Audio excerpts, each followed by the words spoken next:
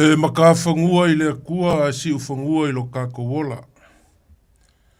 E le koe kau kapu e inga au mawhaki o. O le vasaro loa I le ngeia fiafi. Ua lele ua makalupe le seunga. E peo upo e whai aku kia o li seu. Ua makai a fo I le kiunga. E peo upo e whai wale ngā kai whale o le kiumalie. Ia. O le au le whangoka foi I le pula pula o le moanga uli o kai whangae. Ai kau ai ngā o apo apo kau kao muliola.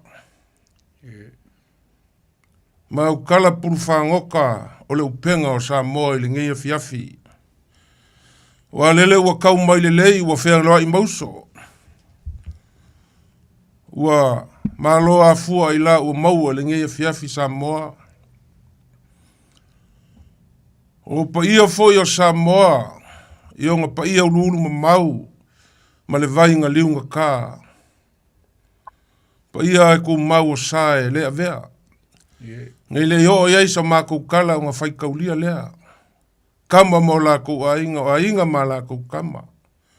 Ainga o kupu, ma ainga o ngofo, ma ainga o papa, o ainga ngaka whaiwha. E kai ngange foi le mamalu ia ku mua mapule. I ku au mala kau ainga le kai ma le wa o fonki. O le kou au lama e kā ma fusi ma malu o Samoa. Yeah. E o foi sa mako whakalofa o ngai masangi o ngai whasoa mai ko o le mokusa. Kuila ma mangua. Wa sua ma le vai whangua o fufo mai kulangi. Sa ole ma le laungiu nga sa e lua. Ia e kai ngange le fio le kui mangua o le la au ngā mokasi. Yeah. Le afifio whakui ma ko o le whaleula. O pa ia ngā o Samoa e a maka mai le kai au se sengi o le makawhanga kele o kupu I malai kele. Se ia pa ia le kaua fiafi popongi o le langoko I le ala kaua. O le kai ula o le iku whinge. Ngā kawilo ai malo. Pa ia o le au whai ngā luenga ko kofi le akua. E whawhaki a ngā lue kau I le papa. Ai a la langa loa ngalu whaki o mang malu wha ilo mala o puava e ifo I mamalu o le akua ua o ia o le makua o whaiva lima le lei o le whaafanga o kou whaiva o kou kama whaasau o le langi o lo kou whaakangi ua e kou ange le ua whaalangu ma ave whaalangu wai Samoa I whaamangu yanga ma kou ki whaakalo whaaku ma le nganga whaaloalo ngia fiafi. O leo le akoso le upenga, le whaalau o le vau filifili o Samoa ngia fiafi. O le upumongi ka kou ki whai kau ese ma kala lasi le akungu. Yeah. A kou whaakupu ma le whaakaukanga whaakamali e whaku oilo ka kou kiki. Inga ia maua se ai o le porkalame. A whai au ngā se kasi ia vi ia le li. A whaia leo ngā ia whaakawhea ia wau o makangi. Ngia ia fiafi ia whaakalo whaaku ma le nganga whaaloalo. I lau fionga I kaulangi. Kofa. Ia kai ngange foi lau whikalainga sa le aula. Ia lo e mafuka mai me le ponge. Ia kai ngange foi le kai de so le ngia fiafi le fionga le mapuka ulangi. Ia kai ko ia malor soifua. Hai. Malo foi le whakoko e pe upu e whai liu maiawa, e ngia fiafi. Alo waptai tu savenu. Leo e tai de soa I lo tātu fiafi. Tanga lo tusi fo I lau whitalinga le nia fiafi ma le amataino le tātu porkalami. Whalongolongo fo I ma le tutoa. Le aia se baenga o le whenua I le io I le whaututanga. Yeah. Pe leo se tala. Whamalota pena. Whaftai mo le whaututanga I le nei tula fiafilanga o Samoa ia e le whaingofie. A lea ua o le whaututanga I ono onga. No whape leo se whamatalanga. Tu sa venu. O le ata se lua I le nā. Whaafetetele mo le whaututanga le ni e whiawhi walongo whaatuila fo ino tātou tunu. Le wa e momoli. Me tātou porokala me ilumo le tua. Ia, alofo le tua ma whaangana ino tātou tangata vai vai. Ne ia ui masauro tātou whaamoe le ni e whiawhi. Whaatalo whaatu, sa leula. Ma lo le soifua e ui aina mamao. Ia, a leo tātou lo lua fisilu tai lungo leo penga ta whailangi nei. Whaatalo whaatfua lau whionga le matua taulangi teito. Leo lo tui le foi le ne fiafi. Ai lava. Ia, whamanuia le tua. Leo whionga male. Toi teimi o te toi le tiuti le ne fiafi. Ia, manuia foi le polo kalame le ne fiafi male ngang whaaroro. Alo. Tai. Tu sabailu mo whaafeiloa i le roa. Sao noa ia. Fio le taulangi a tofa. Ia, o sama. Leo foi na wan ne fiafi. E mano so i mau mo le langi ma ia ke olua lo ka ko ia mai ka ko por kala me le kio o ia ko ga pe i ko le background o la waka pe nga ka fa ka le va mo ke malanga iso vai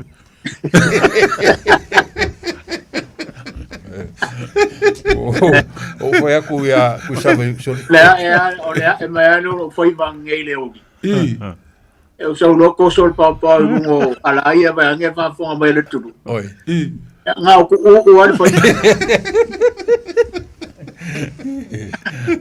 ya maro se fua e foi muia foi sur king o pelo lo so fua la de lei ali e vai fa foi o ka ko po kala me ne fiafi allo e fa kalo fa ko ile ko kaulangi so ngoria wa ya kaiko alo more kako koy al kako pokalat so fo muia ya la fo kueri ai ko vai warga ko pokalande lo fio al kaulangi fa pe foi la kalenga ku sa bairo ko foi dun ban alo fa kai ole kako porkalame a moser kako lekio ya e masangi ngo fa longo mai er kai mo sa mo lungo lekio la ka vale mo le lungo le lekio ka vale sa mo ile ngumela le o le fa mo kasi ia kasi o ongo FM1 106 o inga ki ia la au ka koule Samoa ia e mangingo le mai ai la fa fonga mai i por kalame ale al radio Samoa ia mo cerca ko por kalame dia ko kele foi inisio kula ko kamali mo faila unga e feilo ai maka mai ma fa longo mai ka ko por kalame e ia ingale ko mingi pe fai mai so la ko finga ngalo ia e momoli mai le fa kai e o foi la fa ngalo nga kofi le kua e o foi la fa ngalo nga kofi le kua ia masangi foi on kalangoa ma ia fa penga o momoli mai le fa kai kele le ka ko por kalame ia pauar ka kalo por kalame a fai o e ke fia pe falongo longo le por kalame ia o miange sau like fonga i lo aile ma ko ke fia ia pe fai mai sau ko mingi foi le lunga pe au marka ko por kalame ia ma ko ke lo aile me o lo finga ngal pe ale mo so wa vongo e ke mi kala i ka ko lenga ia ngo le le si vai aso ia ma fai onga ma ko e ma fai onga ma ko fa so aku ai au ngia fiafi male amaka inga or ka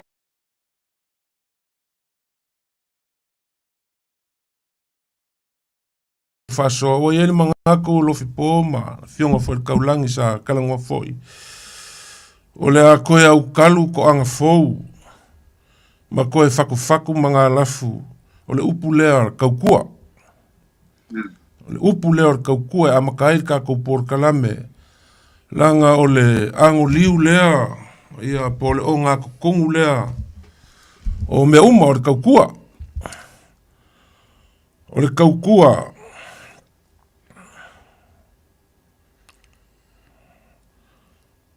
o ngā luenga e ngā ioi mai kua le winga o le upu kaukua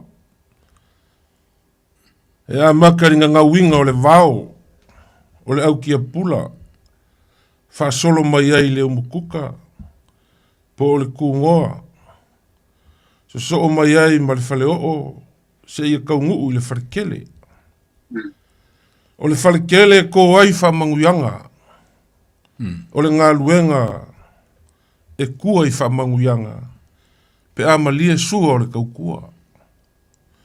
O le whauinganga ngā, o le upu kaukua, e le porkalame kofu ar ka ngaka malonga sila fia malanga whauingainga o le upu kaukua. A o se whauinganga ngā vai o le upu kaukua. O ngā ioinga ma ka whaioi e ngā ioi mai kua. E anga i mai le whale o i le kungoa po le umukuka. Whaasolo mai ai le wharekele. O le wharekele ko ai whamanguyanga o le kaukua. Pe a whai ua ma lia sua o le kaukua. O le whasili o a sua o le kaukua. O a sua o le kaukua. O le kaukua le lei po le whaapolopolo. O mea sili e maua mai le sami. O mea sili e maua mai le kua vao. Ma le ngā kaifale, o i ngā e fu e ai le sua, a le sao le ainga po le makai, a maise le sunga le whawhenga inga po le whaife au. O le kaukua le leire ngā. E le fu e a le sua le whaife au ingi fua auli po koi filinga o ngi kalo. O kalo le makawhai. O kalo le makawhai. O kalo le koanga whako awhawhai. O kalo la po. E le avea i ai. E le koa i le iu. Le ngaki o lau whai ngā ruenga whapere sao la inga. E whapere ngā foi. Ni mea sili o le ngā kaifale. E ko. E fu ele sua le sao le ainga. Po le whaife au foi po le whawhenga inga. I se lauia po le filinga e le o se a fi. O inga i loa ai le kaukua le lei. O le kaukua le kaule lea i longa makai. O le kaukua a au manga i le pule a li i mawhai pule. O le kaukua le kula fale i longa a li. A e pala mea ka mali i o nga fale upolu. Ai o le suinga kele o ka kouwa ai le ngei vai kau i le kaukau fau ma le lau me koe nguki. Wa ka kouwa ai wa kele le suinga o le kaukua. Ia, masalo fo le ngā kofa malofi poe masangi o ngolua malanga i Samoa. Pe a kako kilo i mea sa kako o mai ai ma kako ngā luru ai. Ia o ke le swinga o ngai kaimi. Le ala lea o le kako koe kalangoa kasi le amakanga o kako porka la me i le kaukua. Ia, kofa. Maku ia. Kei mi foi a moise finga ngalo fai alo fipo. Marova tai tu save nu mo le fa so matango fie.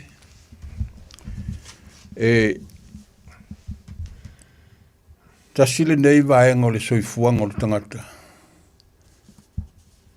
E te tau ona ave i aila na whataua.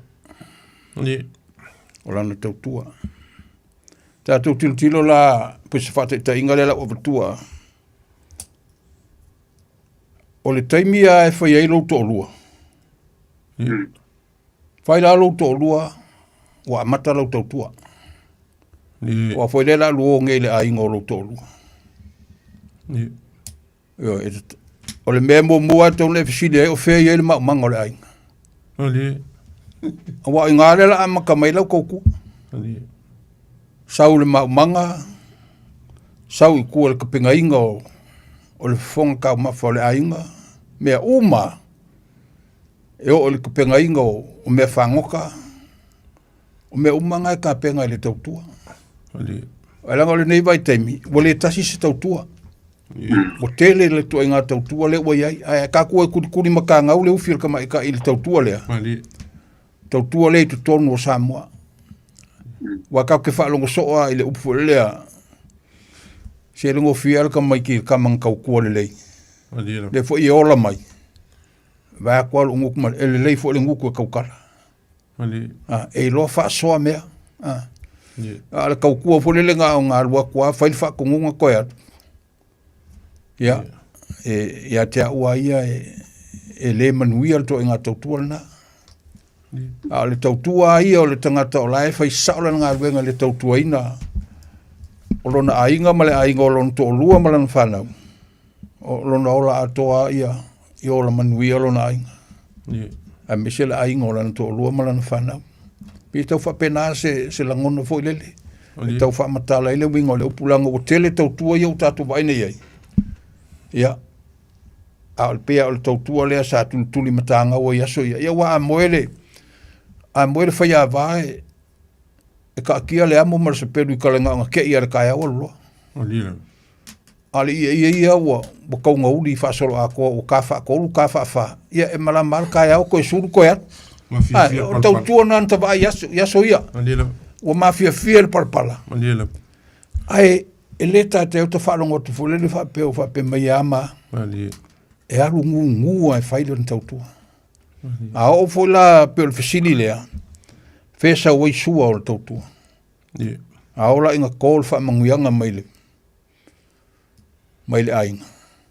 Ia o le fia nga sidi ngā o le kaukua lea. Le o tō wha manuianga upua ko inga. Se manguia sole oe. Manguia oe. Ia pe tō wha penasa langona.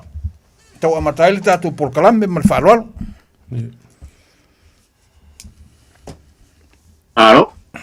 Alo sao dole. Pe o tau langi le hoa. Talaia tu savailu tātou por kalambe li. Kata waina o le upule o le tautua.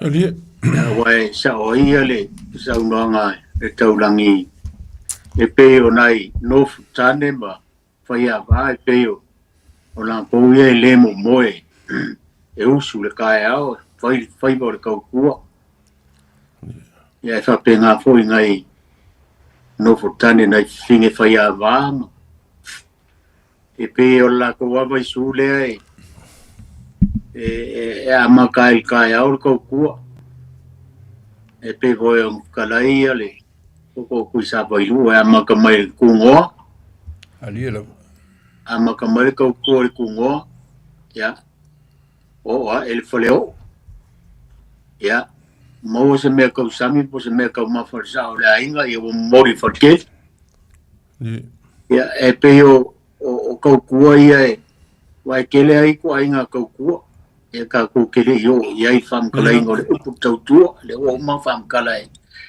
kalai nga ia le umboenga e pe o I le ma fo ma ele upu le ma sa inga ko falongo ia se o le ala I pule o kauku pe o inga le ia wa man ko fo ia o nge ia o por kauku ia e o mai ale kala le sa mo le panga ia le panga ia kauku sa mo o mai foi palangi o le vanga ia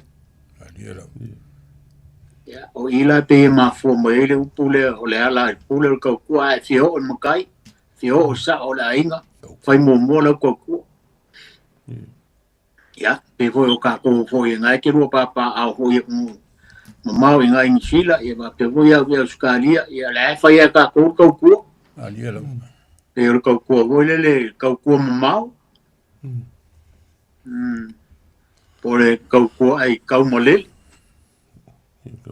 ka ko ke no foi fafo ia fai por kaukua au no kaukua ai kaukua mu ia waso ia a foi malanga mai ngu nenge ku singa ngo ia pe ar kaukua ngan makai longu aliela ia e fa penga foi e kale sie pe waso ia sa fa penga waso nge ia ore ko inga beo malanga mai o ngai fai se au mangai makai o loku makai o muwe ka parfinga ngalo ngai makai ma fore kua makausi ma along fanga o lengu po le ka le sia mga miese so ya or ka ko wale ka ku mau ka ku ai ka mole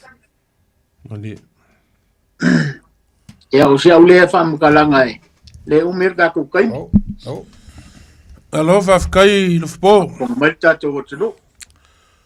Ia, wa mangingo a isi mau kaukua. Ia, peo le kaukua ka koi ngei. A ori kaukua lea o ke manga o e ka kou ke kalangoa ngai ai. o le kaukua lea e kai peio ia lo mbong kau kalangoa o le mea ngau lako o kilokilo ia sa mo ke leo swinga o e ngei o aso ia fape e ka penga i le skonga e le whaapusa mo le aso sa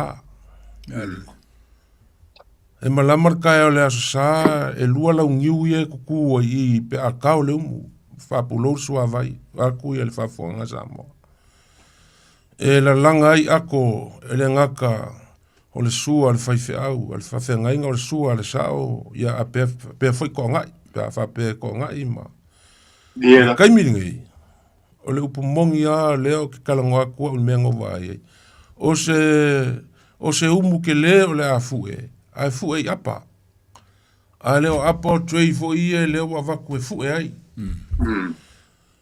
ngau sa moa i le koru vas kaluai i masalo nga ko kilokilo aku lunga sa faila o langa nga ako kaya o le sa i o le mako wai ko ya o langa ako ko ia o vai aku foi wa sul fa fe nga inga i sa moa o vai aku foi la fai malanga ako al sunga fa fe nga inga o lo kausingu inga ingi usila anga le o langa ia le fa soa ali ua solo le faluke ua kafea pulu i le vai i le kaukua sa masangi ai ka ko sa mo ia so ia o le kaukua lea.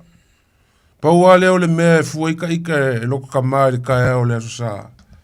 Inga ua malama aku le kaea o le aso saa e le ise lau ngiu o ku i e le langa isi ia. E umalanga le langa ako ko ngai fua e lo male umu. Aso ngei. Ia, whaafonga mai foi ma, whaafonga mai le kako wa kungu foi saa moa. Langa o kako sa kako feola mai saa moa vaku ia le. Lo so i fua makua wa iai. Sa kako ui mai la wala lea. O aso ngei, e whea lua i ar kaule lea i lea skonga i a koa. Piri aki mwa, whakoa ka penga al whaapusa ar kai au lea so saa. Mali. Malamar kai au lea so saa, i o kwa vai aku kwa lululo nga umu. Kwa whail whaapusa, kwa koli ulu. Sei kalo, wa leo whai ka whakafa o whale maumanga. I e whakoa nga aso ia ngā ki lua sila fia. Ko kiki ku la, ko sa vali kwa i se mea o iai se maumanga whakoa ko au iai.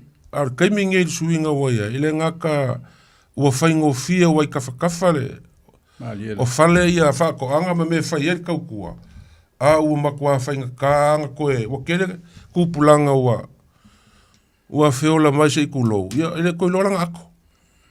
Ua wha moe a fue le umu, a fue mai kingi pusa, ua fue mai me whapea. E le au fia makangi ia inga ia e ngofo ia pia ma, ia ma inga o lo ia, e lai kiki fo ia ngai a inga o le makongu, o le upumongi leo ki kalanga kuai. O lo ia i pia le mele o le fue i ako ma.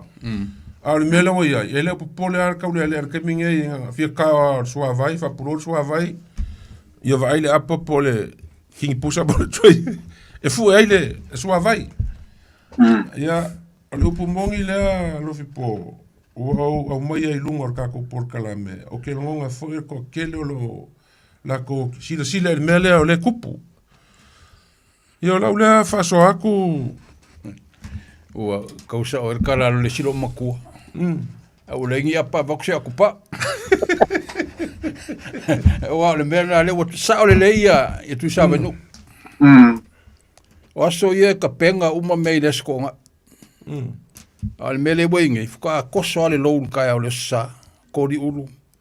Ululu male onga pusa lo male. Tatu wa aina le kele o swing ale wei. Ma ole wa kele nga ai fa kau konga. Ma lele. Ole fio se ma manga fa pea. Vai la inga ngali po inga la ku kau kalo ko me nga fia la ku se fa kau mes kau kalo nga fa ka ko. Ole mena le uta ba ita yai. Le mesa ka ba yaso ya. Wa le fa klo wa u kele yo le fa kau le. Ali. Ai le ai senga luenga fa kau le o kele ilo fa. Ali. O kele yo le fa kau le. Ai a fai fongo le ngua ola le kamau kinga. O ke sa fa I ku ko inga. Ali. O inga o ke alu ia. O ke fa longo fo le mo mai kau le kele o mea. Pe o inga anga fa faku mai lo o langa fa kau le. A se upu so wa fa kau le o ke sa fa ia. Kele sa fa fa kau le al mako nga o so nga ia. ia e se ar whakaule ai angu whakaule ai au ia. Ai pei la o ta sau vole o ta vai le vai taimi le ma le tulanga le oi. Ma kwa ke le al swinga la oi ai. Ke le swinga la wale ko e wale tu e mau wale me sai mo mo le fai ngofie. Ia so ia le vai kai minge sa o ia sa nganga ku sa bai. Ia e ka fao ko a langa il kai au ngo me ku o mal mala mo wa o le sa. Ia le leila le waku ala ia me ka penga ile. Ia le waku la le se me. Ia o ke le la nga o fa le ko. Ia o kulanga fo i ako. Ia sa o le leia. Ako ia le ako le umo le fai au o le sa o le ko nga ia le makai o le ko nga ia le fale kua ma le kausi. O le ko nga ia le kaule lea. Ko ki uma pe se ai ko kele uma ko ki a valu ako. Le la alu ia e se ako e fu ia ile. Le umo wale ai nga le ke ako ia fai la le ko kele. E ka o fia fi ko e pusa le siu. Ongo le ko kele fo le ai nga ia so nga sa ka vai ka ia o ale. O le mena sa ia le matu ai nga. E umu ka ia umu le fifi. E re fai ngofie. O ngango kilo el mon mel fai a vai moe. Ai on ka fai le ka ako o le amo mal se pelu kuloa. E mala mal ka ia o le ba kula o so mayuka. Yo le polonga sa ia bo le tu vai le vai tem. Ia le au amakang mal mala makanga. Au abako la mal mai le ka ku o le amakanga mo wa ku. Ka ku mo me sama sangelo ta tu tunu. Ia se fa sole. Ai le fikala ia lo fipo. Au fionga le kaulangi ma lo fipo. Ai longa o koe sila ngai kupulanga i mea ka o se masi ulu. O se fao kanga. O se kaufolosami. Ia o mea whapenga o le mea nga kako kilo masa kako whaia. Ar kaiminge, ke lo a whaia ko i kupulanga ia ua kaurelea nge ingu uma mea nge o le masi ulu. Ia, o ke lo ele malama ile mea ka o le masi ulu. O le winga o le lau whamakalanga fo ile le peonga avaku. Ia, ua whakarikali ia i manguia ia ua maua. Whamanguianga ua kufa le malo ma mea whapenga. Ua whakarikali ia whapenga. Pe ianga vaku sa u whamakalanga e lea o fia makangi e o lao ngā lulue pea. Ia, le mea le o aingu i kua. O suer kauanga. Ia, o kai au, o leo e whakamusi kauanga. Ai whakaumai o resipi kongur kauanga o popo. Ia, o le maua uma i kua whale malu ma whale mea uma. A ua le mangaku ma mafa i le kaukua lea whakaule lea. Kaukua whakaule lea whapea peonga iai. Ua pe whaunga whakalai a ngasangua kofa. Le ma whainga whamaka ia o e se ainga o loko lua pe a le malia re sa o le ainga i lau kaukua. O ia i loa ai o lau lea mau. O ia i loa ai ele ainga o whai a ai pe ke mau paulo ai. O se kangaka e kaukua le lei. Ma lia ko inga i sua o le kaukua. Ia, e ma whai o ngā whape ngā, ia, sau ia ngā, o le kaimi foi la ki se e i luma le pokausi.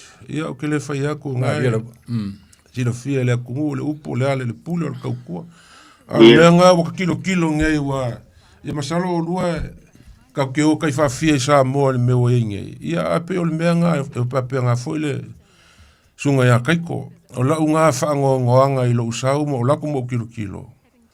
Ke le suinga, o whaingo fia wai kafa o maoka ia maumanga. A ua makua whainga kāanga nga koe kau a leire kākou meanga kākou woma iai.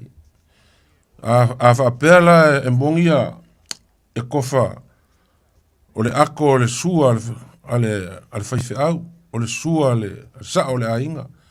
O le ko ngai ale sa o le ko ngai makai.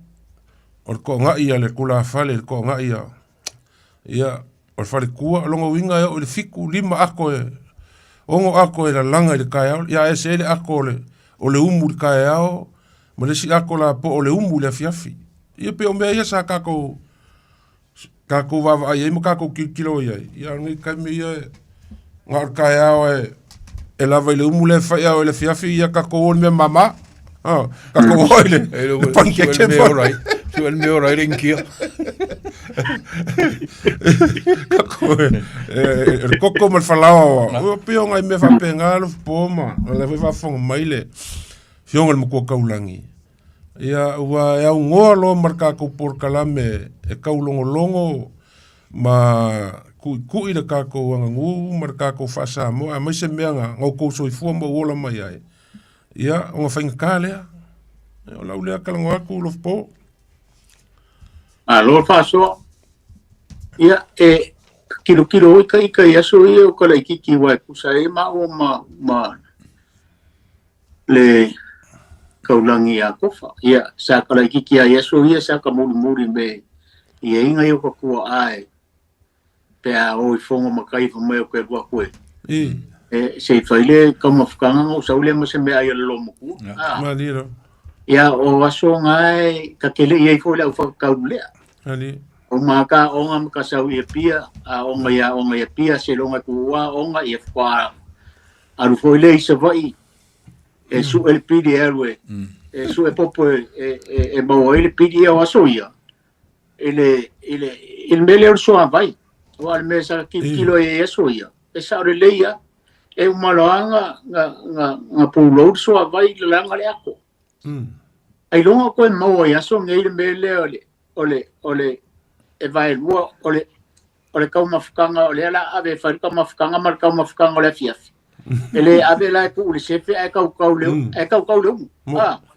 ele o koe mo ma ko fo eu ka ko mu ya so ia le meu le lango vai a mai ele e kau mo maf ai mai lango me ai o la le fiafi ia wa kula e foi e mai le mu ngai ya ko ia ngal ko mai e o so mai fa foli sum ya nga mo mai ka fika ele mo se mama ele mo se mama o kako i nga vai kai me i whainga o kako o whapenga ya o inga e mo mua o le upua ar ko e inga makai o la inga po sa o la inga va ai se ka mafukanga foi fiao e longa e fo i mai le ka mai kikire nga no ave le ka mafukanga foi fiao Fako ai role ole ai se longa foi marka mo kikingo foi lalo e fe mai foi fiao e mori mai ale nga fa fika yo sunga fa fe nga nga fa kua o marka mo fika nga mori e fako ala role ole me ai o me nga sa yeso ia ya lopo o aso ngere lopo mo ole me foi le ia nga ku ai nga se se kai mo ya e nga e pe foi nga fika lai ko isa vai doe nga ko fa manatu ka ko pokalan o me yang kukupu ele soi fo ma le ola e ka ko isa mo ali ya o le upu e ave ngai me o ka ku malila ku o le fai va le ka ku le e mai sia o ngai mau po ne ia sa fa ia so ia man ko o so ia pe e uma male mo koka fu ele so vai ya avi for faleo lau me ai si le fo il forkeli sei longa e a fo o man kali suana ne fo yer sa ola inga mare mar faltu e por causivo ko ai fo le wai inga vai kai mi sak kilo o solangi e wong mo fo mai lunga fa pa langi fo le se furu i pu lunga le lau ya yo mai mo kala mai au le lau kau ya wasoi e la kul makai wo ko kima ko makai ko kima o fa ya va lo ai mo fa ya va le la kul makai ya ma to o so ia nga pulo al sua vai ale al ka ku va ku ku le papa mo sa leia le papa algo su e mai sei ele umianga lo ko ka ku so eu sa leia me ka va ia so ia le ole makongu ile na wa usa fa ya kaule le al makongu o pumongi la talongo mai le makongu usu le fongo le makongu le kai au e kofi le au koringiu kofi le au faiva kofi le au faiumu ese makaule le kofi va ia le falo makai e mosia i le ava makai on meanga sa kilo ka ika ia ka minga i le faingo ka kua E whikau ia mea uma. E mai le whaiva, ia wa lewa uma ngā kuiki asa le sua vai, wapulou, wapenga. Ar keimi lewa ka vai ai. Ua whaakau mai a pia ke leo kauia. Ma mea o pe o ngai ai wa ke le suinga o le soifua wai ai. Ia mo le foi me pela nga saungoku sa wengu le mele o le au whaipa. Wa uka vai e isi whaipa alu e kamanga e ka penga mea i kai maleoka. Ia. Whai mai kai maleoka ku ule i se whakaango vole mai marsua sami vo le fia i e ko i ngai. Wale uko e mau wala le ko i ngā mea ngai le vai kai mingi. E koe mau. Wale uko e mau. Tau ele upu sau ea sau noanga kusa wa solo faluke. Solo faluke sau le. O le aso lusi le fia i le upu lea o le kaule lea. O le kaule lea le mea ngā mafu ai le upu kaule lea. I ngai fo isu enga ma o ngisi fo o kula koa ma le au ka lai o le akungu ko fa mai alo so i fu pe isi sa ka wha longo ai le mea ngā mafua ai le upu kaule lea. O wha mai o sa moia so ia e le ipalua e ngi keinge ngi awa fonga makai ma me whai angu. E palua e kalavou, e palu le au manga le ia awa fonga ngu ma me whapenga. O le kangakala le nga ke paluinga le awa. Le nga ke kaua le lea wha maku o le palunga le awa. O le mau lea ngā saili foi maua mai foi infinga ngalo ngisi o kula koa e ngaka o whailangi ngisi alo so i fupe isi. O le mafuanga lea o le upu kau lea lea. O le au manga lea ngake ke kaua ngake paluinga le awa ma ngā kaunga ia le lea o le awa ma kua le awa e ionga lea. Peo i lea ngā mafua mai ai le upu kau lea lea. Rau lea lea, e lea o fia makangi au lau lea maulanga au. E lea ngaka o isi ngaka kalangoma su e pea. E ofo i le upu lea wharekua. Ia masalo ngake lua sila fia. O le wharekua o kamali i. Ia o le kinga e kaukua mai kua walo ngari. So o se mea e finga ngalo i ai le li. E longo fia fo i le ia pea upu rekusi. E longo fia skamali lei. O le kinga le lei o lo pumai kua. O le kausi foi. O le kausi inga ke kausia le mamalu o le kula fale. O a me finga ngalo ia i le kula fale. Ia o le kausi e wha moi ia i me uma. Lomi vai, fofoka au. Vai le fue marko ko o le kula fale ia fa ila le wa kai me fa nga ai ia pe o ngai o kai ka ngai su enga le me ngai ai foi le me nga mafu mai ai le upu kau le lea ia mai se ia o le fare ku o le ngaua o ko si le fia ia male kausi ia kai lo ai male ia lo so finga ngalo ai ngai upu ia nga au mai ele sunga le fa fa ngai o le vanga o mai po o lua ngiva ia so kalunga makala ngoa. Sunga foi whawhenga inga sa whaia o ngai maalua ke lelong sila fia i. I se osko ai ngā le whakuwhakunga o le nganganga ma mea uma. O le upula o ke loa, o le upulea. O le a se sila fia o le polo kalame ia po wa unge inga fisili mai ai. I le whaaloloko inga i le angu o le upu lea kūpulanga mal kalavou. Le upu lea kūpulanga mal kalavou. Po le a se whaaloloko inga whale angu i le whaavai o le upu kūpulanga mal kalavou. Ia a kongoa ua whekau i whakasi mar kākou por kalame ringia fiafi o kaukua. Kūpulanga ma kalavou ma kaule lea. Ia o le upu nga sa ilia ngea i se finga ngalo a whapea fui e whaasoa mai e kaimi o le kako whaasoa le ia o Samoa lo whaafonga mai. Ia o le ngā lofi pōma o le aso lua finga ngalo i le upu lea ngā saungo mai ai le sunga le whawhea ngainga. Mai vai whamon mole ase koe makala se koe fai mai ale wingo le saunoanga le whawhenga inga wambo. O le a se sila fia whaleanga ngu. I le upu lea kūpulanga. Ma le kalavou. O le a se sila fia whaleanga ngu. I le upu lea o le kūpulanga ma le kalavou.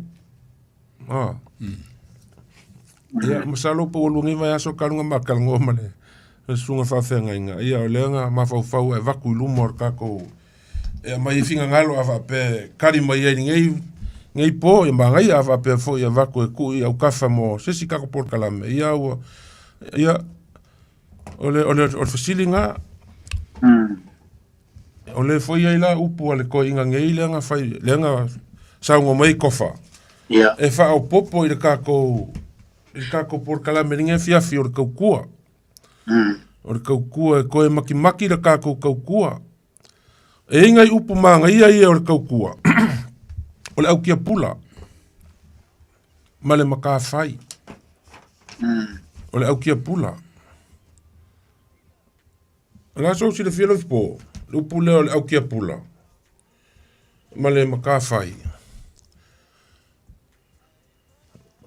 O le ngā luenga, le ngā ioi fai mai kua. E a maka mai ngā winga o le vao i le au kia pula. Ia whaasolo mai ai le umukuka. Po o le kungoa. So mai ai ma le fale o po le. E se i o mai le fale kele. O le fale kele ko oi wha manguyanga. O le kaukua wa malie sua o le vai. A o le upu le o le au kia pula. Ia o le upu e mo asi singa. Mankua so ia whapea ku ia e kau lea mākukua i. Ia o le kako au kia pula mo le lua vai aso lunga i kako au kia pula. Kou se lau o le kau lea lea. Kou se lau o le kau lea lea langa asi singa. Longa winga o le au kia pula. I lau langa le winga nga o le upu. I lau wha winga nga o le au kia pula. Ai pe o le upu lea wa kasia upu mangai o le mau i kako faso. O le maka fai. O le maka fai. E le fuea le sua le fai fe au. Po o le sua le sao le ainga ingi fua auli po on koe filinga o kalo. O kalo le maka fai. Ia ngā wasi le fia le winga. Ngā kau kalamale upu. Longa winga pe o ko a fai a le o ko anga o kalo la po. Koa ile koa ile iu le ngaki o lau fai ngā luenga ia a mese fo ile fionga le sao ia peo le ngā po alo ngā ua mangi alo whamano mainga kusa bailuo a fia kuku i loa le kukuleang saungo ia le kupulanga makara vau e whamaka e whamole mole a kusa bailue ele mo se amo mo fi fe mo ka ko pokalan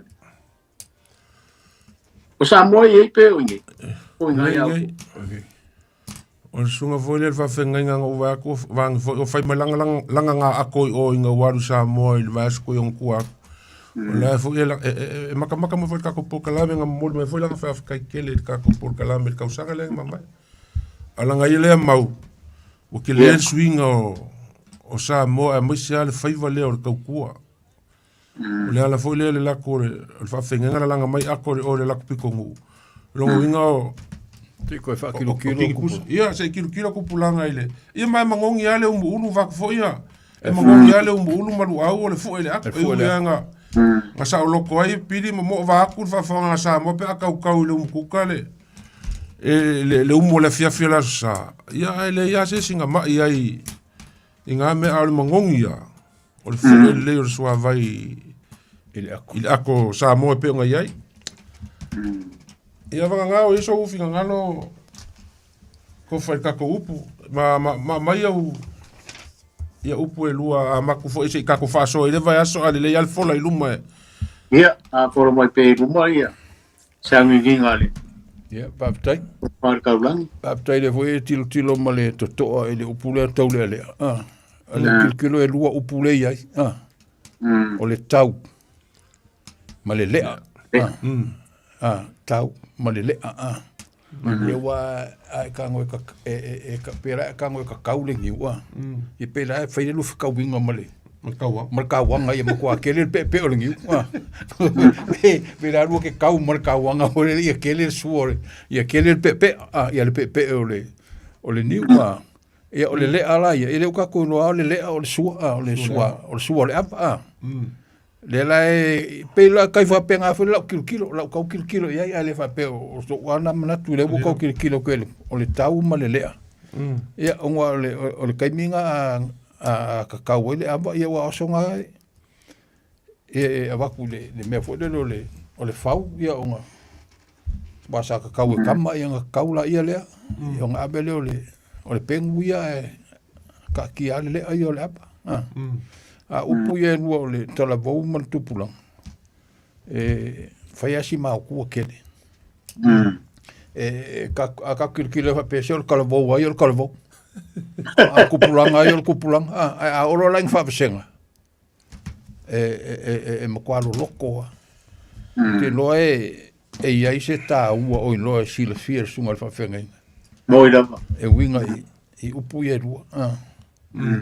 E wa nga paule upu leo kele o fiu e vai kongo kuspo eu kele o iai o talavou ka ino ai o iai ke o ka ino so mai kaiko a wa ka le upu le kongo kuspo ia o le ingo se si lo ko le fu winga pela e ko lo ka le o kupulanga la fo iai na ile upu le o ko kupulanga ngai le peteru ka o pelo fo poiva o tō tupulanga o whidiwhidia o tō.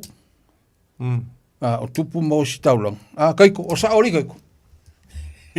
Ia, penga o upu ngā leo ke vai ko al kalavou. O teilo ia inge ke wa misi sa o vai si kaimi a o ke leilo. Tim sala o ia e le tau ia se fai kau. E pe kau inga le kau. Pe kau inga le kau sau ele mea le ia upu ia le fai fai au lea. Aisa.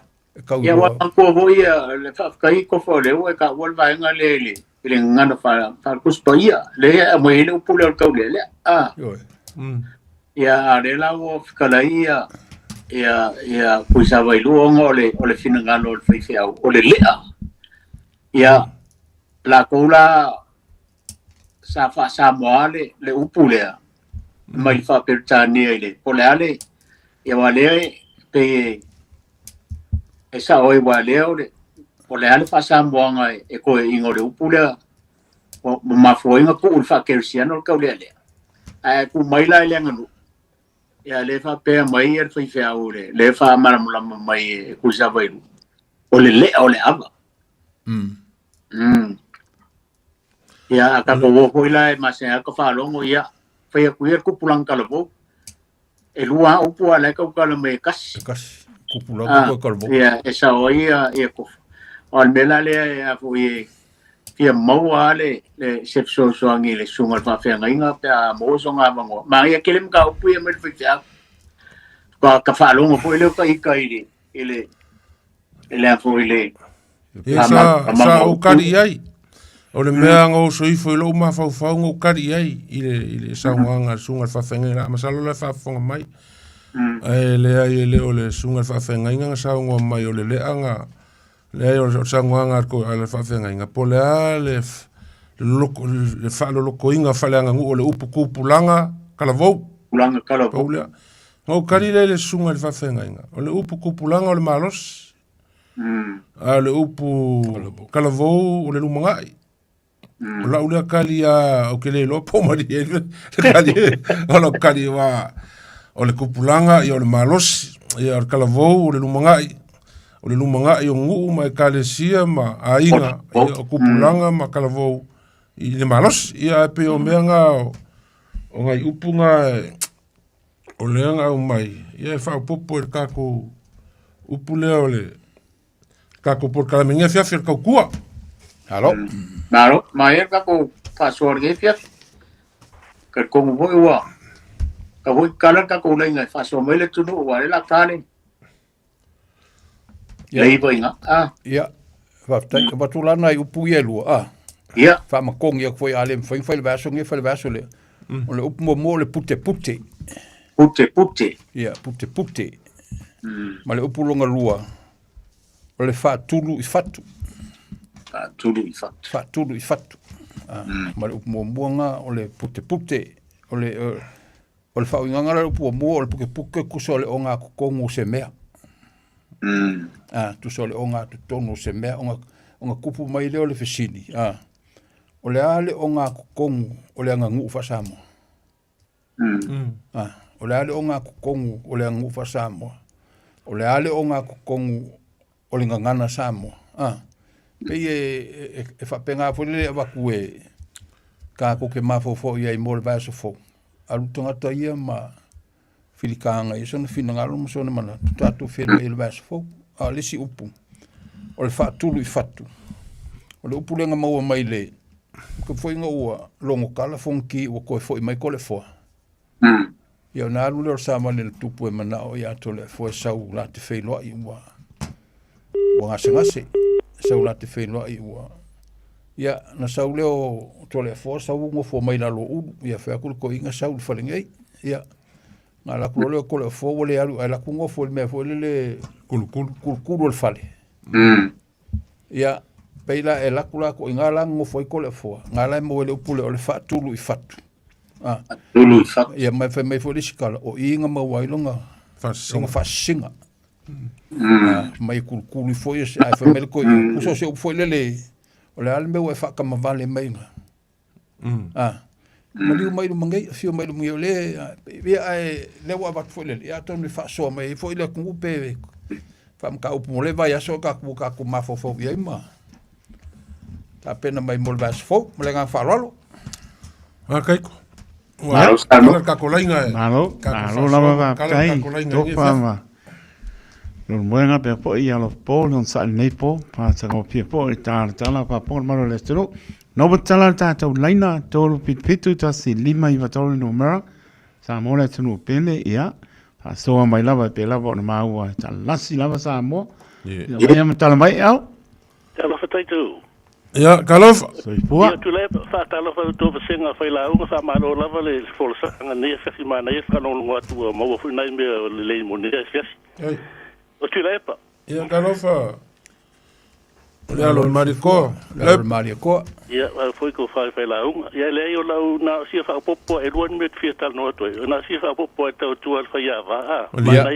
mana ia le upo fa to le fa mo li fa to fa po I fa mai ave mo fo lo fa to anga ile tua ona tu mo le o fa le sai to mo tu nga wing ba nga fa tua ia ole si bena o lo ta o fita no to el vaso le sa ta o me yo fa nga mo me sua le o la vena na fa nga fa ngo nga ma fa malo si ta o fa fa le ta tu fa te fa fi ma le ro ka me le ma le per fa le a fa nga le tu yambena o le fa sa mo o fa palang la o te tu ma le si me fa te ta tu nga me le ona mo fang malo o le anga sala le tam tu spo e anga sala mel ta tu tele lo me o le anga o le mana la la hu fa melu po fa ta tu su fa po su lu fa bai e le wala foli na sa o tangata e mul fa no ya so me la ta so tu anga fa ti ta tu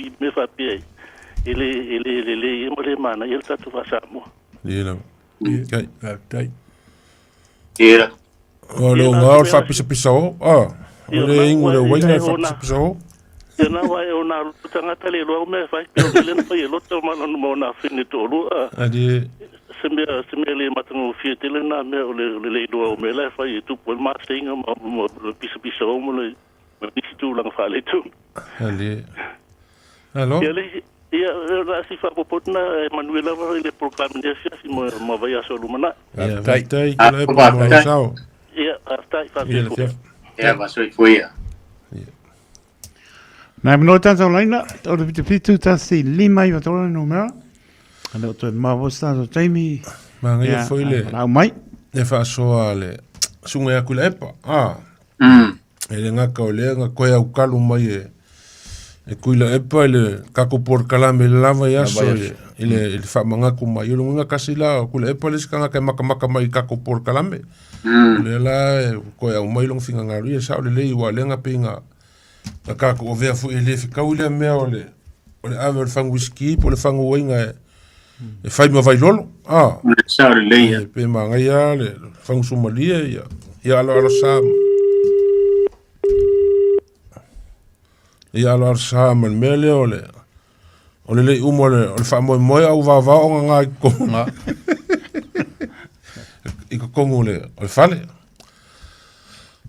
o le upule nga e fikala nga sa ngo ye le fionga kaulangi o le fa kulu ia fa tulu fatu fa kulu faku le wa sa ngo ile me foi le nga ami e fonki ko le fo sa u se fa sola fa sola le langa lua ko le fo fa kase a kuile o fiu mo ko fe au pe fa lua pe fa ko nga fe au ya la ku ko inga fa kase ya le o ye ka ko vala fa ka lo fa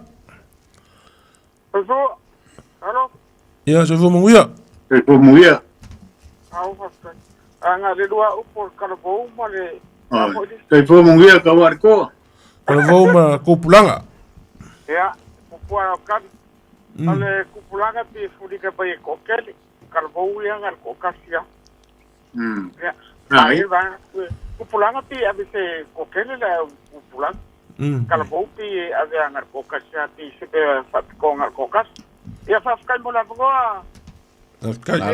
kai ka war ko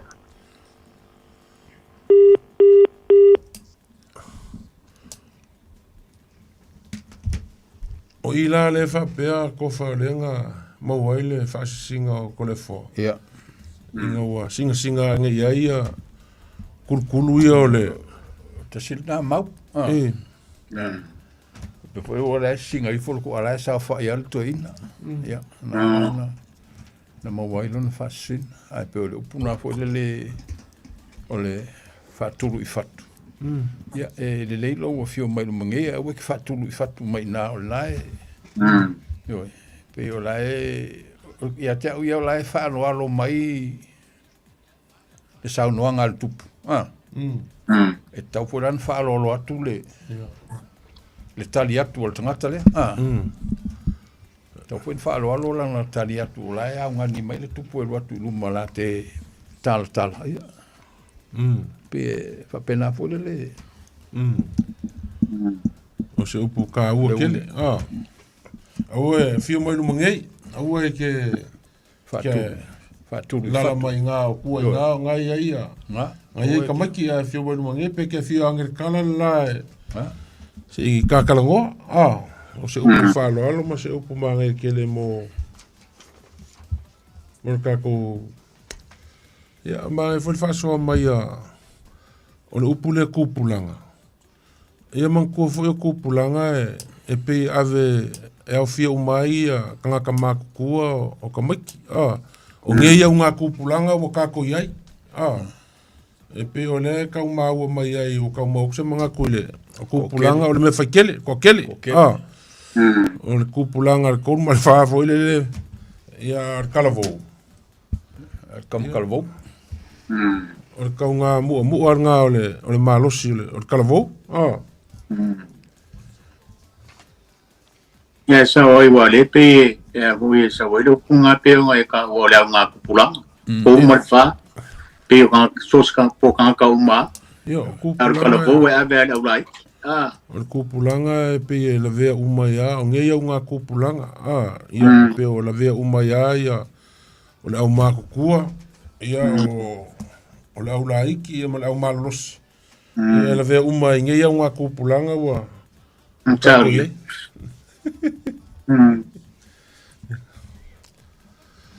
Ia o le upule o le afoi. O whakarisika ko wala au o le. O le afo le upu mua o le pute. O le puke. Pute. O le onga kokongo o le. O le onga kongo se mea. Ia po se ango liu. Po se. So se. Pea mai alpsile, o la wale o ngā kukongo o le ngā nufa samo. O le ala wale o ngā tuton, o kusara po le, po se siku po le ale fatu. Ia, po le ale fatu o le. O le ale fatu o le tatu o ngā nufa samo. wa o me lo nge o kele kele ko nga kanga ka foi mo la ko si lo fia mai lo e pe ko fa pena se mana tu fo le o le ale fatu le nganu sa mo ya le ka ke lo le o le va fera lo I mal fa lo o le nganu sa mo ai o le fa lo ali lo po fa lo e lau kua mea uma I le whaaloalo ia ma le alofa. Mea uma ngā o le whaaloalo ia a kongo le puke ngā ro kako angu ia po le ango liu ngā ro kako angu. Ia a kilo fo I loka puke. Ia le kule o ngā kongo ro ka. Pea ka ngofo le maka kilo fo le kau. Pe sa wele upule. Pe sa kau sa wele upule o ngā tutonu se mea. O le puke ma le whakulu... Whatulu I whatu. Whakulu I whaku. Whakulu I whaku. Ia. E maa ngai o wa le kala lea ia... Le kala lea I ngā ua fo I mai a ko le fo le kalamasangi. Ia, kalamasangi. A lea la e maa ngai ala ko whaalunga ko le upu lea mai ai ka ke malama le kala. Le e fōula o whaalunga le upu. Aua e ke whakulu I whaku. Ai fio mai no mangei. Bo ke fa tulu I fatu. Fa tulu I fatu. Ai fio mai no manei. Kusa e awa ke fa kuru I faku le ale winga. Kusa me fole le wakala ku kango fo ku ku. Awa ke fa tulu I fatu mai ku inga. Ai fio mai no mangei o le Ale wakala ko ikai o kango fo ku fo le. Esa. Yo, ala fa mai ya. Madia lo fini awa te fa tulu I fatu fio mai no mangei. Ngara la se e fo ngai le me palpalama ma la e singa mai ele ia e silo lo fo e mo mo mo falangingo o fo ya mari ole kapa au fasinga ole mo welonga fasinga ole fasinga ia sa ola ngale ma fo upule ole nga mo fasinga ko le fo o fasinga ko le fo Mangai, nano. Al kako I le kaukua pe o ngā maka I le kako porkalape. Ia koe au kalu ko anga fou le amakanga o le urukala o kako ia koe au kalu ko anga fou. Ma koe faku mga lafu. Ia o le au kalu ko anga fou. Ia wai umaloanga ko kore le asisinga po lau kia pula fo I lele ua. Ele a ko se masinga au vai akulo wa makanga kauva o. Ia, o va pelo le e au kalu. O e au kalu le. E au kalu le ko anga inga ia ku mau pea le mama. No winga la aku maira nga I ka ko whawinganga le ka ko porkalame. Ia mama pera ka ko wanga ngu ia au kalu pea I kaimi uma. Ia au ngi vaora ka ko ngu a kau foi la le faku mga lafu ia nga ua silofia le ku ngu le upu mga lafu ia kalofa le wa yer ka ko vala au kalofa sai fu maria marilangi ma lo do o kalame na malu ia kalofa ia tautala va mal faralo ia matu semana tu no upu ro no ina ia sawa alongo fita la isi tasho tama le puti e no lo ma ton ya na bo fita la ia tu sa pa inuma yo puti ya ona teita fa alongo ya so yo te le ola ali na tu ya le nai yo sa teita le fa so atu pe tawani ai lu tu to fa sa i Mana dia buat o kalame malu e tele la vera yo. Olha essa uma. O Paulo. Oi. Manga ia kele finga ngalo Paulo. E vale un ka o ngere puke le mo el to inale. O le onga ko kongo le ola. O le ola. Le onga kongo le ola le sa foi le sa nga Paulo kako por kalame. Kakula el melo do to malu nei dura fia man mi tele ya ya o kambi maranga falo ai Paulo paso ya le mele le upule le toe au talu o fko ko nga malka ko polkala bo le mele ka ko fo le ko ya ukaru le ko ya ukaru ko angale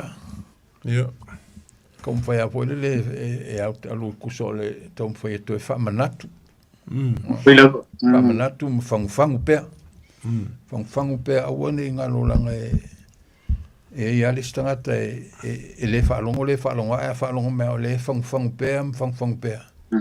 Ia la vea le ma me tupu e lona manatu fo ile. A o kautu e fo iala le tautua. A o wa i le kele koe ngā kaukua. Le la su koma me le kaukua la le tautua upu. Le ngata le whaia upu a. O wa i le kele o mele ue a me sel vai ngā le whao ngā le fue ma le koko. O vai skanka ku ye ku o le mudu koko. O vai nga. O le skanka e ul koko nga u le fue. Ai u. O le ku o le fue du ngol kau au. Au mai kango nga u le fue nga u fa kasile mal koko. O fo le mo fa a faila ai fai pa u fue. O fer ku la ngo el lang.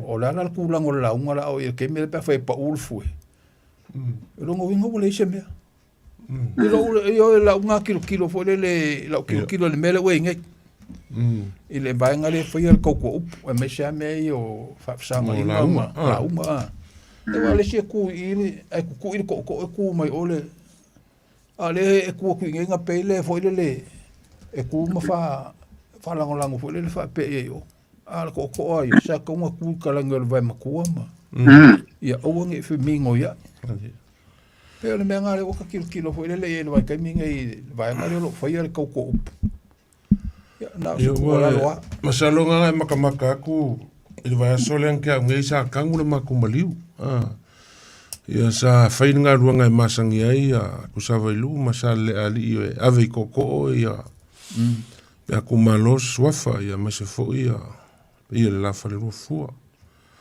Ia, e whape ngā winga o le soifuanga. O a whape o ke kū le ko ma le fuea o kilo aku o e pipi i alo mawhai a ma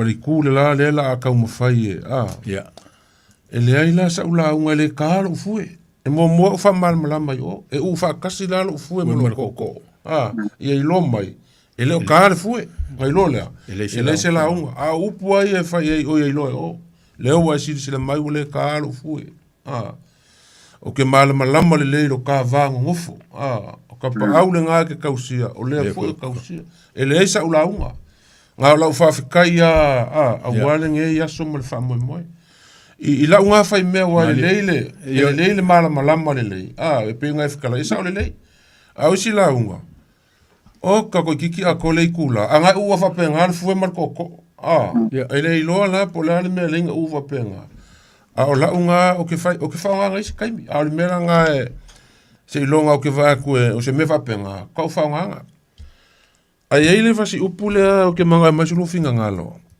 le fa iwa e pala me a kamali i fa le upolu o le kaukua arikula fa le longa ri kaukua upule ai pala mea kamari i onga whale uporo. Ile mea masangi ai le waa whea loa i ole. O le kamari i malong whale uporo. Mai se whinga lo sale ula. Ia pako e pe a mauangi laf. O a ngi kupe o ngi konga o mea umawa pe ngai pe le upule. Wa kele o isi kamari i nganga mai ati fiku le kanga. Ala pula mai sila mai malu fole ko e pe o ile ave le pule ku sai e ila ule mai ka mo me ole loa ole konga ole kupe ya e mo la kamani ya pe ya sa se kama va ku la fole o nga le sa mo la di ma se la kala ya ku foi fa pu ya wa e pe ola ule kilo ho le pe fa pe iska mari fa pe nga wa le nga sa ka ba ye so e mai lo a ya o me uma le o ame uma ave uma fa po ro aliera o tolangi ya ai no ko inga Pe fōringa mai e le upu leo le. E pala mea kamali I whare po. Ia mai kau le fo ia so ia o le kamali I malanga whare po. Ke kokasi. Ioi, ke kokasi. E le upu le e moe wheri uli wa I le kamali. Ai moe memu kura whana. E alanga wheri wa I le kamali. O le kaumwhai le ma fopo whema waise konga moronga. Moronga kura whale. A le kura whale ia. E alanga memu. Inga ia le leinga momoli le kofa. Mangi. Inga ia le leinga momoli le kofa alongari. Melanga a maua meanga. Ia ma kofa alonga fo ia. O mengi o makai kamali. Nga le makiva le memaua. Ia kofa alonga ia I kalais nga mai a kamali no. Ia kumua lau ako I kaimi uma. Wafa mai o aso ia. Afa ia kula fale le kamali. Au mai le fia se lau. E ave ha. Ele kai whape aku kamali a mea lau leise mea. Mea ngā e ka whaalongo I kalanga ko infa mai. O la kamali e mo I le lei. Ia a ia le lei lo a inga. Langa e ke ia le lei lo ko urua malau whaangau ia e kamau a inga iso se mea. Awa a kangi aku lo kula whale se mea e manga oi. E ka kauanga ave. E le kaumkua. Langa o lo ingo le vai fafu ia o lo kula fale e fai o up I le kamari ia nga kula fale ia ia ale me fai kele ia le pe ka fikala ia lo fpo ia o uma me mo mai a mo le fa so kula fale te e fa pe nga po le nga ma fo le upule o me kamari e pala I kula fale pe to fa pe nga se la mo malo fa kai mangelo lu finga ngalo wa upu e masangi ai e whakalakala fulu ia kamali e whaalele fulu whale upolo. Mali. O le launga le kula whale ia e kau ave ilonga ari. So se mea pui ilonga ari. Pui whale, pui whafo, ma so se mea. Ao le afo le kaimi e luako le kula whale e mangao I se ko wha, se ie pola se mea o le keu I ko whanga o le kamali. E le mawhai o ngaku ua e kamari. E le mawhai o ngaku ua e kamari. I se mea e alua kua kula whale se mea mga oai. Mga o. I e la wafionga te sao ro kako wainga. E pe maua se la langa o ko whanga se whai eilo whale vela. E le mawhai o ngaku ua e le kamari. Ia ngai winga whakasi ama lua finga ngalo. E pala mea a kamari I whale upolu. Arvai kaiming e pe wa pala mea whare pōru kamari.